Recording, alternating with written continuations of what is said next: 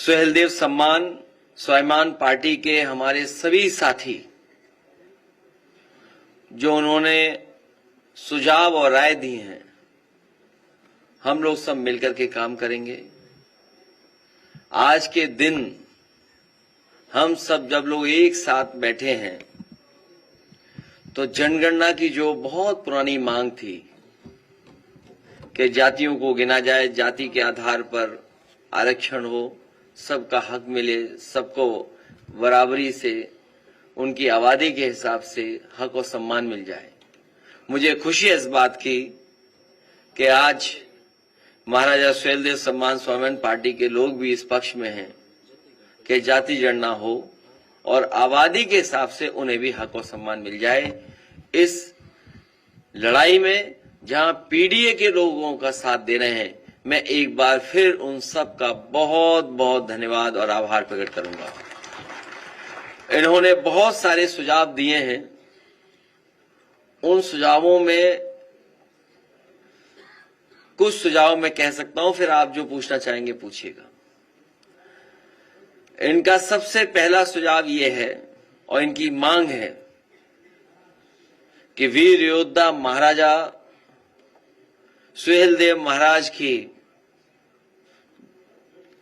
कोई प्रतिमा यहां पर राजधानी में सबसे महत्वपूर्ण जगह लगे। मैंने इनके समाज के लोगों को आश्वासन दिया है कि समाजवादी सरकार बनेगी तो यही देश का सबसे सुंदर रिवर फ्रंट है, इसी पर महाराजा सुहेलदेव जी की प्रतिमा लगवाने का काम हम समाजवादी लोग करेंगे। प्रतिमा के साथ साथ उनका शौर्य, उनकी बहादुरी, जिस तरह के वो योद्धा थे,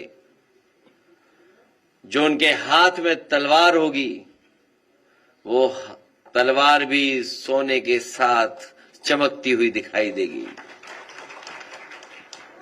वो अगर अष्ट धातु या सोने को मिलाकर के बनानी पड़ेगी तो महाराजा सुहेलदेव जी की तलवार यहां पर चमकेगी, राजधानी में रिवर फ्रंट पर, जो सबसे सुंदर और सबसे कीमती जगह है।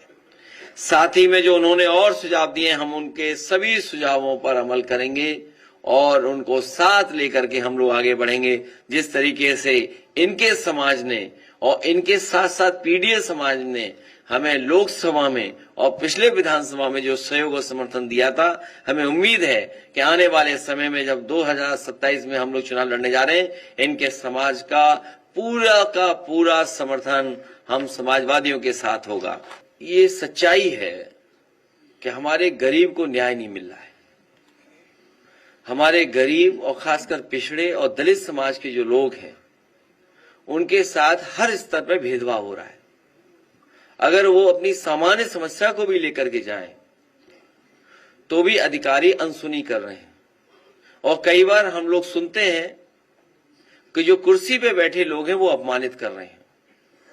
और हमारे गांव के लोग और गरीब कई बार योजनाओं को भी नहीं समझ पाते हैं कि योजना हमारे लिए है और इस योजना से हमें कैसे लाभ मिलेगा। उसके लिए भी कई बार वो राजधानी लखनऊ तक आते हैं। मैं अपने तमाम दलित भाइयों को, पिछड़ी जाति के गांव के गरीबों को भरोसा दिलाना चाहता हूं कि जिस तरीके से फोन करने पर गांव में एम्बुलेंस आती थी, फोन करने पर आपकी पुलिस आपकी मदद करने के लिए इंतजाम किया था, इसी तरह फोन करने पर आपको जानवर नहीं ले जाना था अस्पताल, बल्कि जानवर वाले अस्पताल वाले डॉक्टर आपके गांव आकर के इलाज करते थे।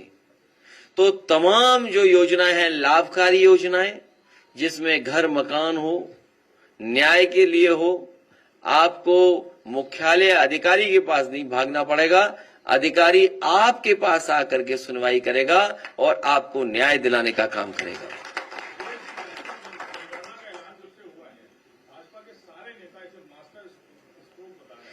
अभी मैं कुछ सेकंड का मास्टर वीडियो आपको दिखाता हूं। कहेंगे मास्टर वीडियो दिखाइए, चमत्कारी वीडियो दिखाइए। अभी रुक जाओ, अभी तब मत भागो, रुक जाओ। पहले मोदी जी के नेतृत्व में लाइट बंद करो तब दिखाओ। वेलफेयर की स्कीम सबका साथ और सबके विकास की भावना के साथ आगे बढ़ रही है। ये केवल जब मोदी जी के नेतृत्व में वेलफेयर की स्कीम सबका साथ और सबके विकास की भावना के साथ आगे बढ़ रही है, तब बांटने वाले लोग फिर जातीय आधार पर, क्षेत्र और भाषाई आधार पर बांटने की कोशिश चेष्टा कर रहे हैं। भारत को और सनातन धर्मावलंबियों को खास तौर पर इससे सावधान रहना होगा। आप सोचिए ना, अब किससे सावधान रहेंगे? ये सच्चाई है कि हम सब लोग, पीडीए परिवार के लोग और देश की 90% आबादी इस जनगणना के पक्ष में, जातीय गणना के पक्ष में। ये पहला कदम है, ये पहला कदम है। इसके बाद हम सबको अपनी आबादी के हिसाब से हक और सम्मान मिल जाए, यही हमारे बाबा साहब भीमराव अम्बेडकर जी का सपना था, यही हमारे संविधान की प्रस्तावना है। हमें उम्मीद है कि जितना हम लोग आगे बढ़े हैं, मिलजुल करके एक साथ पीडीए के साथ खड़े हुए हैं, आने वाले समय में उसमें भी हम लोग कामयाब होंगे। हम सबको हाउस अरेस्ट कर दो, तब भी जनता इनको हटा देगी। और हाउस अरेस्ट तो उनको करना चाहिए जो टायर खोल करके टायर फेंक रहे थे, जो टायर खोल ले गए थे बुलडोजर का। सुनने में आया कि वो टायर बुलडोजर के भी थे, जो टायर फेंके गए थे, जो टायर खोल ले गए थे, वो बुलडोजर के भी टायर थे।